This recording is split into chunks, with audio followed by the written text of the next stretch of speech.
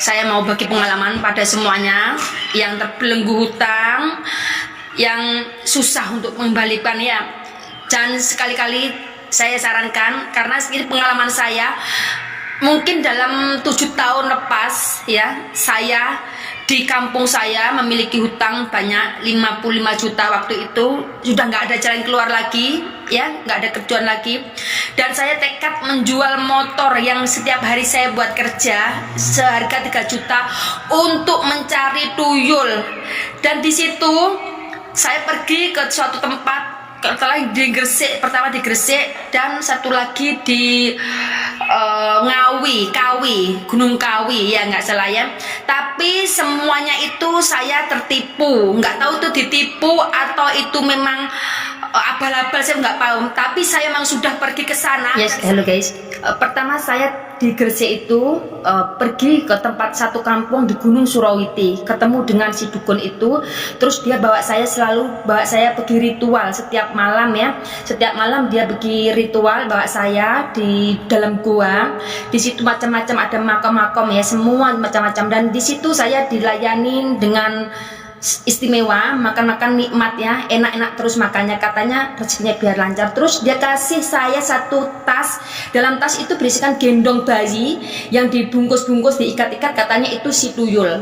Terus dia suruh saya bawa balik, suruh jaga, dikasih tahu caranya gimana, kasih makan, kasih minum, susu, apa semua ya, ritual-ritual dia ajarkan semua. Sampai di rumah pun saya ikutin perintah dia. Pertama sampai di rumah, pertama kali saya di rumah itu saya buka, saya ada ruangan gendong itu, saya gendong, saya bawa ke pasar, saya tunjuk tempat-tempat mana dia bekerja, terus saya bawa balik, saya layan dia di dalam kendil, sama dalam kendil kecil, dan saya masukkan dalam ruangan saya rahasia. Di situ saya buka, ada tikarnya kloso dengan kendil, dengan dupa macam-macam di situ, bunga apa-apa. Setiap malam Senin dan malam Kamis ada ritual ya, harus baru semua, nggak boleh sisa.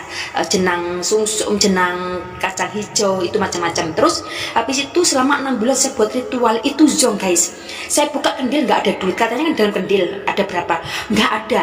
Saya kancing, nggak ada. Akhirnya saya bilang sama suami saya minta maaf ya. Terus saya bawa barang itu, saya minta maaf, terus saya bawa ke rumah ustadz saya bilang minta maaf. Di situ saya kena marah habis-habisan, dan ustadz tuh marah banyak, dia suruh saya sholat ini macam-macam lah pokoknya ya, saya harus lakukan. Nah, saya harus lakukan sambil saya menangis di situ sampai saya puasa. Akhirnya saya bertanya sama si ustadz saya itu ya, dia sudah membuka, katanya sudah melihat apa yang ada dalam situ. Terus dia bilang sama saya, ditanya sama saya, pernahkah kamu bermimpi selama kamu ada ritual? Pernahkah kamu seolah-olah ada yang datang di rumah kamu, minta suruh buka pintu atau apa? Saya terus bilang, iya, memang saya sering sekali mimpi. Dalam mimpi itu selalu saya cerita dengan suami saya, tapi suami saya selalu bilang alah mimpi, kebiasaan gitu. Itu saya suruh tanya dengan suami saya. Saya selalu mimpi kalau selalu ada 2 anak ya, enggak kecil, udah besar juga sih. Dua-duanya itu selalu dia melambaikan tangan dengan saya. Saya pikir mungkin anak saya yang keguguran dulu gitu ya. Saya selalu bikin Fatihah. Ternyata bukan. Ternyata ya mungkin barang itu. Dia selalu ketuk-ketuk pintu, tapi yang saya heran, rumah saya pintunya ke depan. Tapi kenapa dia ketuknya dari jauh? Saya cuma ngintip dari jendela, itu selalu mimpi kayak gitu ya. Terus setiap saya habis ritual jam 12 malam itu, habis itu saya selalu mendengar ada anak ketawa di luar gitu. Ada anak tertawa, tapi saya nggak merasa itu ya, kan sedang tidur. Setiap jam 12 jam 1 itu saya mau tidur, saya selalu ada mungkin memang iya ya, selalu telinga tuh terdengar ada anak-anak panggil gitu, panggil nama saya. Tapi saya nggak merasa kalau barang-barang itu, nggak merasa ya. Saya pikir cuma mungkin halusinasi saya, atau saya karena angan-angan atau apa gitu ya. Terus itu pun saya cerita dengan suami saya. Suami saya selalu bilang apa? Kebiasaan.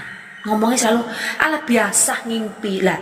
Itu yang aku malas. Jadi aku selalu simpan. Jadi akhirnya aku cerita dengan si Ustadz. Iya, aku memang sering mimpi, bukan sering lagi. Setiap malam Senin dan malam Kamis selalu ada hal-hal mistik. Nah, bilang gitu. Selalu ada hal-hal mistik di luar rumah. Bilang gitu kan.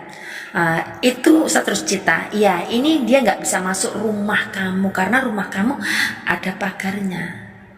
Nah, istilahnya kamu kunci.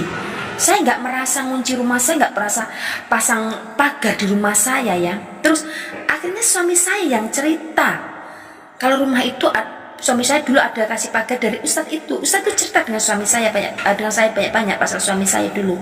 Ternyata rumah itu sudah dipagar, dikasih raja sama si Ustadz. Jadi barang itu nggak bisa masuk ya. Ya kemungkinan memang ini jalan saya supaya saya nggak terus menggebu-gebu